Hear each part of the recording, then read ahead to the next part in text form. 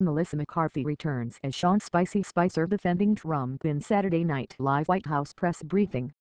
Melissa McCarthy took Sean Spicer's advice to cut back on her rampant gum chewing on Saturday Night Live.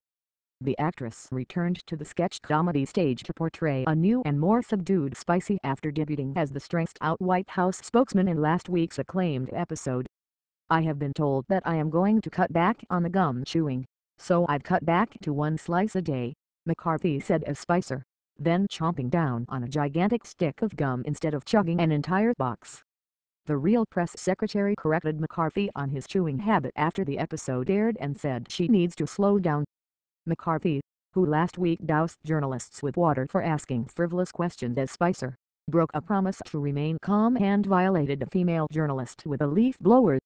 "You know what that was? That was me blowing away their dishonesty," McCarthy quipped, responding to remarks questioning the White House's murder rate statistics in Chicago. The parroted White House official then plowed down a pack of reporters, with a surprisingly motorized podium, for implying that Spicer was suffering in his role as press secretary.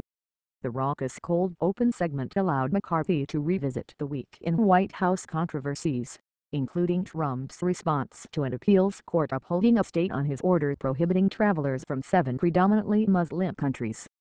As Spicer, McCarthy poked at Kellyanne Conway's ethics violation for shilling Ivanka Trump's clothing line, defended Conway's fabricated Bowling Green massacre flood and struggled through Trump's definition of extreme vetting.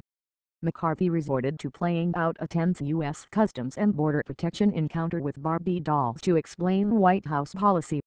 McCarthy's Spicer said a nice American girl with blonde hair would be okay to enter the U.S., but Moana, holding up a doll of the Disney character, would undergo increased scrutiny at international airports. "We are going to pat her down and then we are going to read her email, and if we don't like the answers, which we won't, boom." Guantanamo Bay. Alec Baldwin, whose presidential impersonation of Trump is a frequent sight in the show's cold open, was responsible for hosting the latest episode and donned the Trump wig for one skit. Trump's Twitter pledge to sue an unspecified foe in court over the failed travel ban fueled a The People's Court spoof on the premise that the president would sue 3 federal judges for rejecting the government's bid to reverse the ruling. Trump introduced Russian President Vladimir Putin as a character witness, and when the trial soured, he asked to settle out of court. Even the judge presiding over Trump's case failed to see the validity of the administration's travel ban defense and had the suit tossed.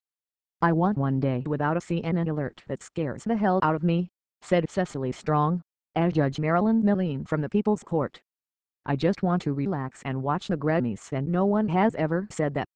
SNL cast member Kate McKinnon was busy impersonating 3 political figures, including U.S. Attorney General Jeff Sessions, Senator Elizabeth Warren, and reviving her Kellyanne Conway character as an unstoppable force in the Trump administration. McKinnon's crazed Conway broke into Jake Tapper's apartment and begged to be back on CNN after too many credibility issues. "You made the massacre," Beck Bennett's portrayal of the CNN anchor told the Trump advisor. "It's over, Kellyanne. You're sick. You're toxic. You're done," Bennett added as Tapper. The sketch took a bizarre twist as Conway fell out of Tapper's window and appeared to reanimate, and lit for another news cycle.